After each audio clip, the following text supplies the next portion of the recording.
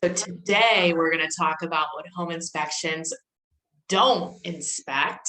Here with me is Michael Patton from AA Home Inspection. Hey, Mike. How are you today? Good. How are you? I'm good. Ignore my half of the scenic room and the other half that looks like my typical office space. I like it. It's funny. So talk to us about, there's a lot of, I guess, myths around what home inspections cover and what they don't cover. So tell us like what they don't cover. All righty. The easy way to go about that is one, all three states, Kentucky, Ohio, Indiana, we basically work to the ASHI standards. Ohio calls them their canon of ethics and their standards of practice because they couldn't accept associations. So anyway, so we're all working to the same conversation. The standards of practice sets out what we are supposed to do and what we're supposed to tell you and we don't do. But the real catch is what an inspection is not, is that we're definitely not an appraiser. We should never have any comments about the value of a piece of property. Out of my wheelhouse, I've got no business going there. So we do not give you any opinion on prices. Surveys, nope, I'm not going to go there on surveys. Yeah, it looks like that fence line should be your property line. I got no idea, no more than anybody else. The best way to tell you that is if you got a stake survey. If it's a more modern survey, you're going to have basically rebar driven in the ground with little yellow caps that you can find and locate. Those are traditionally at your property lines. Me guessing?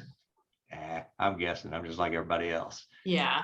And then the one that is done a lot of times with the home inspection is your termite letter, your wood destroying insects, which encompasses termites, carpenter ants, carpenter bees, numerous beetles, etc. That is not part of a home inspection.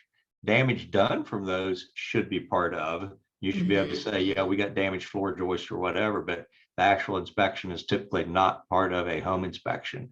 It's like an add-on, just like radon usually testing is. Okay. Yep. So you hit on radon.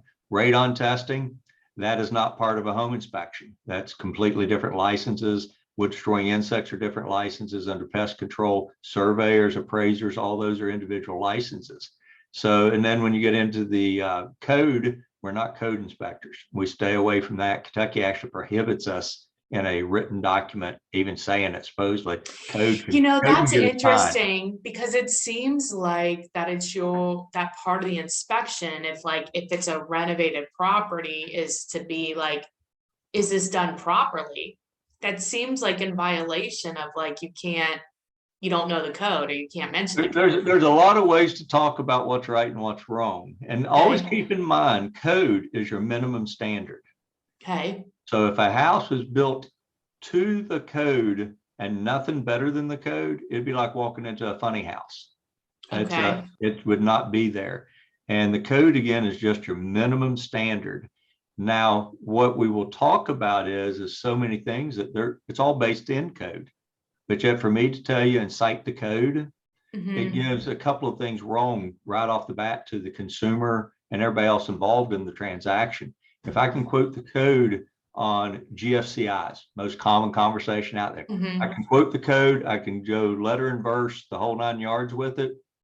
Why can't I do the same thing on the water line entry into the house? What's acceptable, what's not, why is it not, and basically quote code to it, cite the code. So that's where for the home inspector, it's actually a good thing, even though every one of us seem to fight it tooth and toe now, like it's keeping me from doing my job. It's not that. It's really and truthfully, there's nobody in any of those 3 states that know every code associated with a residential structure. But then how can you inspect it? You inspect it to code, to be honest with you. You inspect it. I'm going to back that up. You don't inspect it to code. You inspect it to best practices, which code reflects. Now, if you know that something is wrong, it's wrong, whether it's code or not. If it's a wire hanging there in front of you, common sense says, don't lick your fingers and grab it. It may just bite you. So you know that's supposed to be terminated into a proper closed box. Now, is it or isn't it? Do I know the code that says that has to be terminated inside of a work box? I do not. That's why a lot of times on the inspection, it says to consult like an electrician or a licensed plumber, like whatever it is, right? And that's why we pass that on when it comes to something that can be, when was the code? When was the house built? If that's a 1920s building and you're trying to hold it to today's standards on any of the different topics, you can't say that it does not, it met it at the time it was built potentially. You couldn't say that it's wrong today because it doesn't meet today's requirements. Gotcha. So there's a lot of this that goes on in there, but yet most inspectors, and I consider myself to be a very good inspector, I'm going to put in there and I'm going to tell you what the conversation looks like. Knob and tube wiring. Knob and tube wiring, as we've discussed before, is now a problematic system. And this is why it is. Was it yes to code when it was installed? Most likely, yes, it was. Right. But now every time somebody touches it, and Chicago actually was still wiring with knob and tube up through the 80s because it was I better stay off that conversation, but it was labor related. Okay. And we were in Illinois. Guess what happens? Yeah. Labor wins. But the code is something that we don't typically quote. And usually there's people out there that can quote to a specific area, if you will. But be leery when you see that in a home inspection report, because all 3 states have some sort of prohibition on quoting code in the home inspection. So tell me if this is like accurate. So thinking about a home inspection as like kind of a second set of eyes, and what the inspector you is looking for is, does something seem wrong that we need to get further information from like a licensed person in that field? Do we need to get further information on that?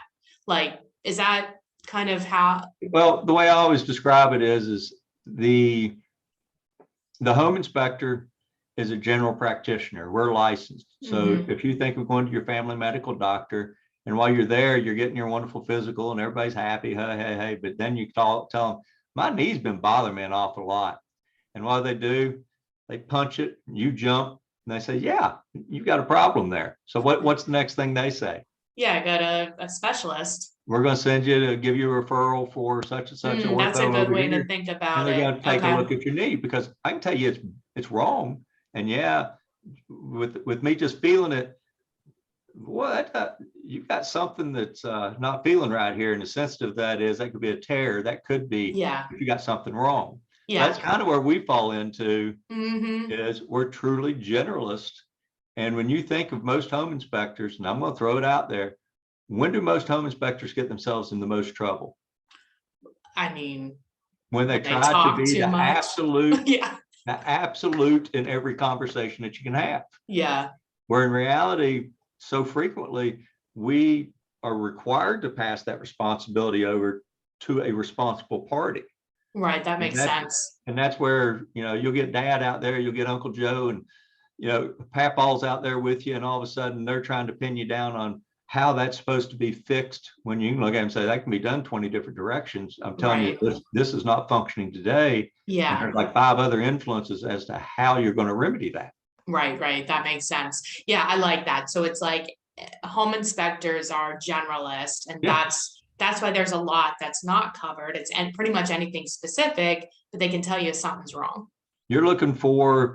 You're basically just looking through and you're hunting what is out of place, what's a defect, where did this originate from, why is that out of place? And part of that goes to, over the years, I've had people walk up to me and just say, well, what are you looking at? What are you looking at? I'm standing there and I'm staring at a wall. And it's like, what are you looking at? I don't know. There's something out of place. And I might come back to this in a few minutes, but right now there's something that's not where it belongs at the moment. Right. Then you'll walk back around and it'll be, let's use the obvious. Oh, there's a water stain over there that correlated to the one that we were looking at back here in the bathroom. That water's chasing potentially from here over to here. Now I know what I'm looking at and why now we're going to talk about it. Yeah. And then kind of hitting on that same topic of what we don't do is mold and environmental is outside of our wheelhouses. We do offer it. We've got certifications for IAQ work, but yet that is not part of a home inspection. Right. And that's why now our wonderful agreement reads like 7 pages, because we list Right. everything that we are not. It's like a real estate contract. And, I'd love to tell you, I'd love to do business with a handshake, but yet there's so much of this conversation that's not understood. And until you put it in writing, it's surprising how many people still challenge you on, well, aren't you doing mold? No, if we have visible sight of it, or we have a concern, I'm going to tell you about that.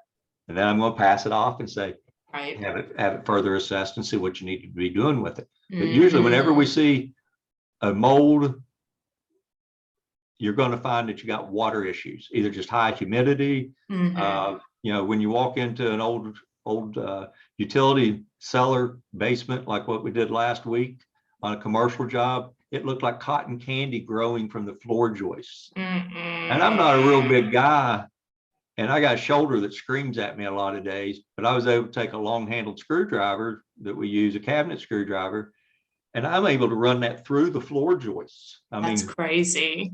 Like that. So what do you got? You got water, you got deterioration just from moisture, you got the mold, you got all the indoor air quality issues, all of it wrapped up. Yeah. No, I totally get it. I think that was really helpful explaining, because it's difficult to understand fully what home inspectors do. So where can you inspect homes? Where can we inspect homes? What Well, states? as a business, I've got licenses in Kentucky and Ohio personally, and then we have people on staff, inspectors on staff that can do Indiana for us. So we've got Indiana, Ohio, and Kentucky.